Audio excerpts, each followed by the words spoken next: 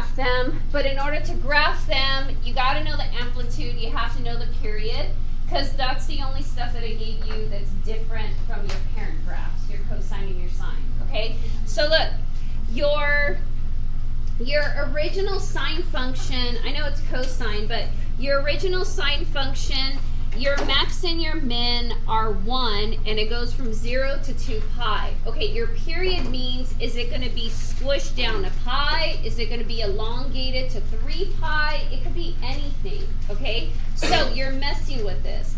Cosine, I know it's to 3 and negative 3, but cosine goes originally from 1 to negative 1, and it drops and falls like that, okay?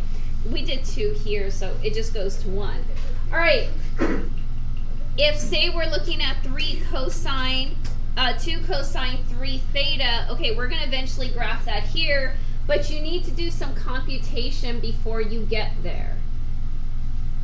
Hold on, I'm trying to grab a paper, but okay, I can't grab it. All right, so look, what we're doing right now is A, and either it's cosine B theta, or I'll write the cosine. Okay, your amplitude is A.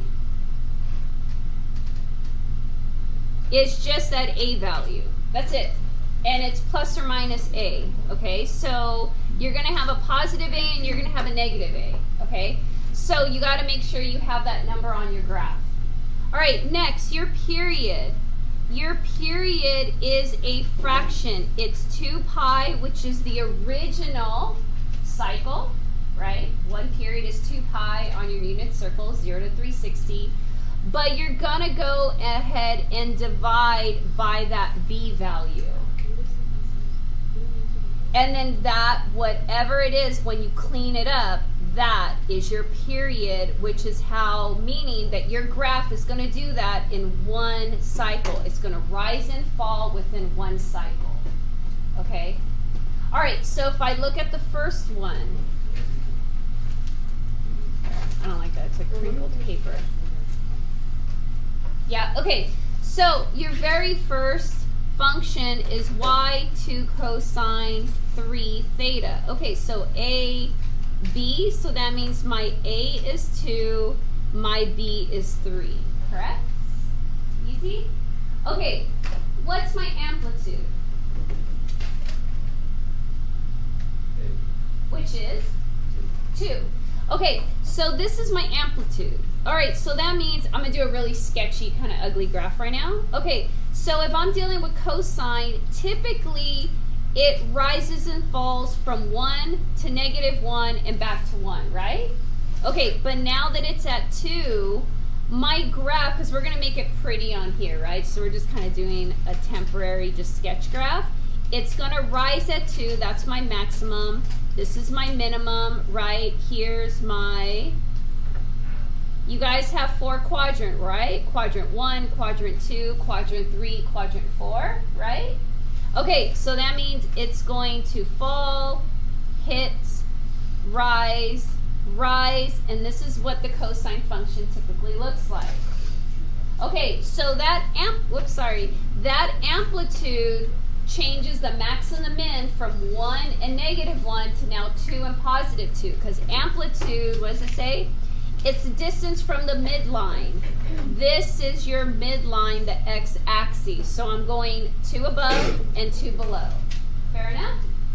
Okay, now we have the period. This is not what it's going to look like, right? Now typically, it's, if this is 2 pi, all right, this is the part you kind of have to pay attention.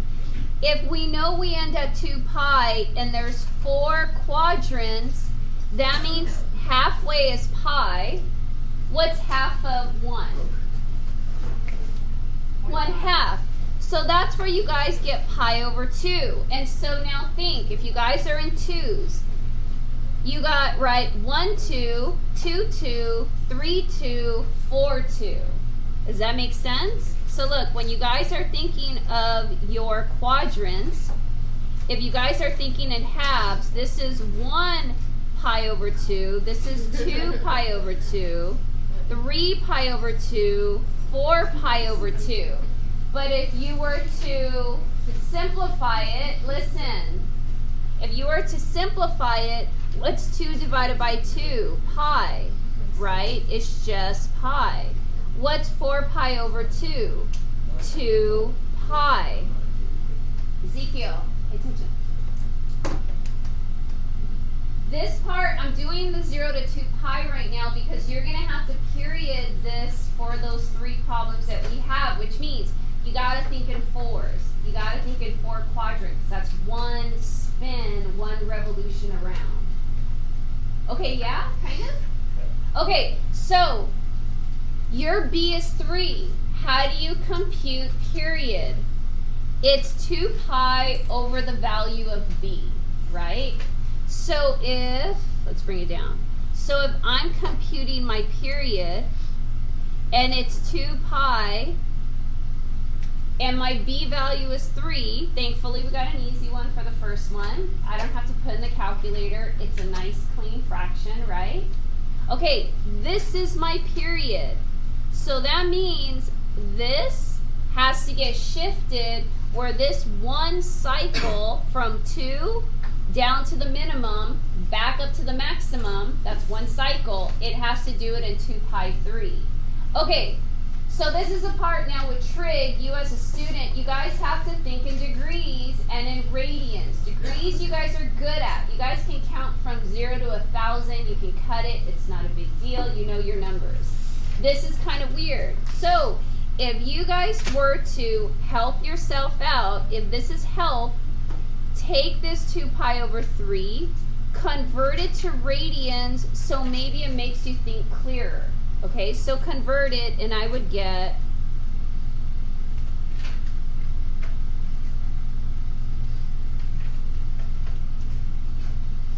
oh my goodness, you guys. Whoopsie. I put the 180. Okay, and I get 100 and oh, you can't even see. Sorry. I get 120 degrees. So 2 pi over 3, 180 over pi. I convert it, and this converts to 120 degrees. Okay, so if I were to ask you guys 0 degrees to 120 degrees, give me 4 quadrants, because that's a revolution, right? 0 to 90, 0 to 180, right? You got the 180, 90 to 180, 180 to 270, 270, 360, right? That's 1 spin. But the period changes that. So you have to hit 120, and you have to now hit your quadrantal. But they're different. So if this is 120, what's the halfway mark? 60 degrees. So then what's half of 60? 30. And so what's the other one? 90. Okay, so if the period is confusing to you, take it to a degree. You guys are always really, really great at it. You don't have a problem with it. Okay, so now what you have to do when I go to this and I want to hit my 4, I need to, and by the way, I'm going to put way more. I need to transfer these back to radians. So I know this is 0. I know this is 2 pi over 3 because obviously that's what I converted. Do you guys know what these are? Can you guys do it without it? If not, get your 30 degrees and times it by pi over 180 and get it back to pi over 6 and convert it back to radians if that helps. We're going to do it right now in radians, okay? So now go to 60 and I get pi over 3 and then take it to, wait, can you guys see? Yeah, okay. If you can't see the calculator, just say something because I kind of forget to look up. And pi over 2. And those are your 4. And so what's happening is your graph is going to start at 2 and negative 2, and it's essentially going to do this right here. And that's what the graph is going to look like. Oh, that's not over there? It's just that graph paper.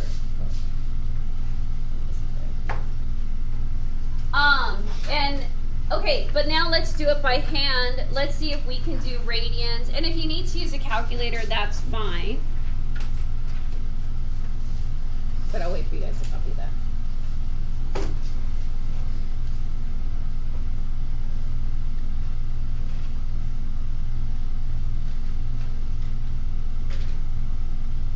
Keep going. Okay, say you don't want to convert it to 120. Okay, but this is always a win. All right, by the way, we kind of finished it, so you guys could, you kind of start graphing it. Okay, all right, if you don't know how to cut it, you got the 0, you got the 2 pi over 3, right? How do I get it? How do I find the others? Okay, you know this is the full extent. You know this is halfway. This is a halfway mark, right? You guys understand that? What's the number for halfway? 180. No. Think of just numbers. No. Not degrees, not radians. What's halfway? Half. What's the number? 1/2, right? Or 0.5? Okay, so if you guys are at 2 pi 3, and I want the halfway mark, what am I gonna do? Wait, if you want to look? I want the halfway mark. Of half? I want half of that. So what do I type? Times 1/2. Times 1/2. So you can either do times 0.5, or you can go times 1/2 and still hit equal, or you could even go, because for those of you, or you could even just say divided by 2, right? So remember, 0.5 times 1/2 or divided by 2 are all the same. Okay, so times 1/2. This is way more work. I wouldn't do the 1/2. I would do 0.5 or divided by 2. You hit half, and I get pi over 3, which is what I have right here. So if you're not interested in converting it to degrees, and then taking the 120, half of 120 is 60, half of that is 30, so then it's 30, 60, 90, 120. You could always take the radian 2 pi over 3, cut it in half, that's your halfway mark, pi over 3. All right, now what's half of pi over 3? Pi over 6. And so you can grab pi over 3, times it, we'll do 0.5. All right, times it, and there's your pi over 6. Okay, how do you get this one? All right, so now let's kind of think of fractions, okay? All right, look, what's 2 pi over 3 times 1/2? 2, right? Pi over 3. There's my cross multiplication, right? What's half of pi over 3? Pi over 6. You really don't even need the calculator. You could just do that. Okay, so if this is 0, this is 1 pi over 6. What would this be then? Not looking at that. We're going to stay in 6s. I want to stay in 6s. What would this be? 2 pi. 2 pi? What's this? 3 pi. And what's this one? 4 pi. Reduce it. And so this is pi over 6. This is pi over 3. This is pi over 2. And if you divide it by 2, this is 2 pi over 3. Once you get the first quadrant, that's the 1, that's the 2, that's the 3, that's the 4. Okay, it's up to you how you guys are going to get the period, but you got to figure out something. If you want to convert it to degrees and get the 120, 60, 30, get it there, and then convert it back to radians, but your graphs have to be in radians. They're not going to be in degrees. Or you can use a calculator, or you could just use paper. I mean, you guys know how to multiply by 1/2. You guys all know how to simplify fractions. Okay. All right, so then here, what are we? 2 cosine 3 theta. All right, you're going to 2 and -2. How many increments do you want to go up? Just 2? Yeah? Or you want to go up 4? You want to do halves or 1s? You have to go up 2. So do you want to go half, 1, 1.5, 2, or do you just want to go 1, 2? 1, 2. 1, 2? Okay. So this is 2. This is -2, correct? That's my amplitude. All right, you guys have 2 pi over 3. You want 4 quadrants. So, whoopsie. You want to go 2 or 3 increments. Not 1, don't, it's too fat. What do you want to do? No? All right, then we'll go 2 increments. Okay, so this is the first one. So that's 2 increments, 2 increments, 2 increments, 2 increments. This is your 1 cycle. So this is your 2 pi over 3. This is your pi over 3. This is your pi over 6. And this is your pi over 2. Now, this is 1 cycle, but you can obviously keep going and then see if you guys could figure out what those radians would be. You want to work with the fractions, so it's not a waste of time for you to learn how to count with them and then simplify the fractions. So that just means do 2 cycles. So this is your first cycle. This is going to be your first one, and this will be your second cycle. Okay. Yeah?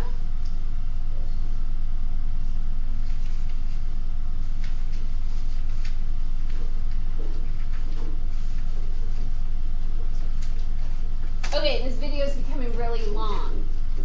How are you guys doing? Okay? Are you lost? Okay, calculator. So your calculator can calculate everything for you. But if you guys are going into stats, go with the calculator. But if you guys are thinking of registering, bless you, of going into pre-cal, look, now that you have your radians, and I'm in radian mode because we already made sure of that, I can type 2 cosine 3, and then what do I got? Pi over 6.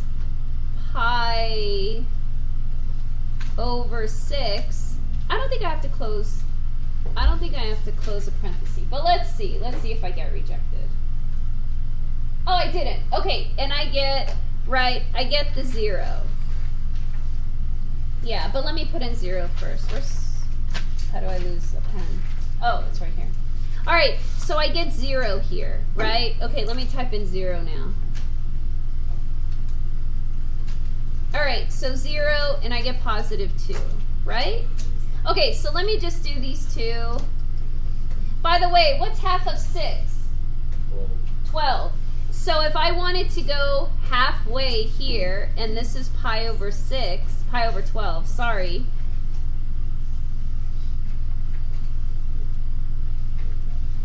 I would get rad2, which is 1.4. Yeah, it's about right here. So see, my graph kind of looks nice too. All right, look, I'm using the calculator. If you want to use the calculator, just make sure it's in radian mode. You're perfect. Okay, for those of you that are looking to use your chart and get better at it, okay, what do I do? The function is 2 cosine 3 theta, yes?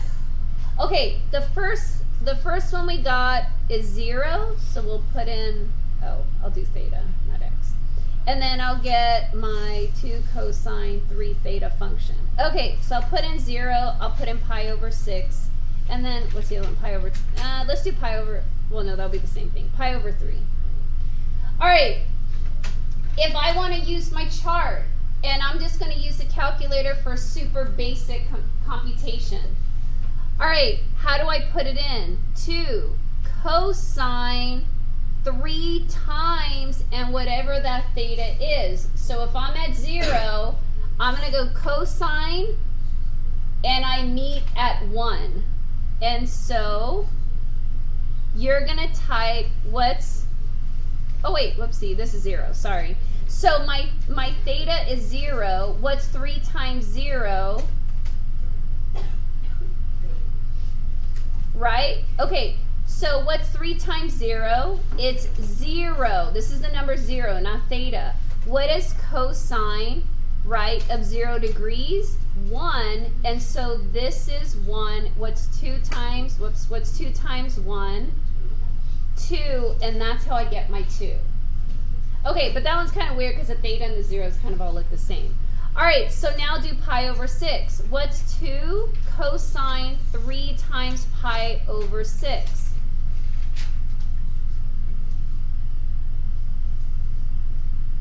Right? So you guys can go ahead and put them in, but you need to understand, you can do it by hand, you can use the calculator, but you gotta figure out as far as a chart, if you like this, but you gotta make sure it's finished all the way.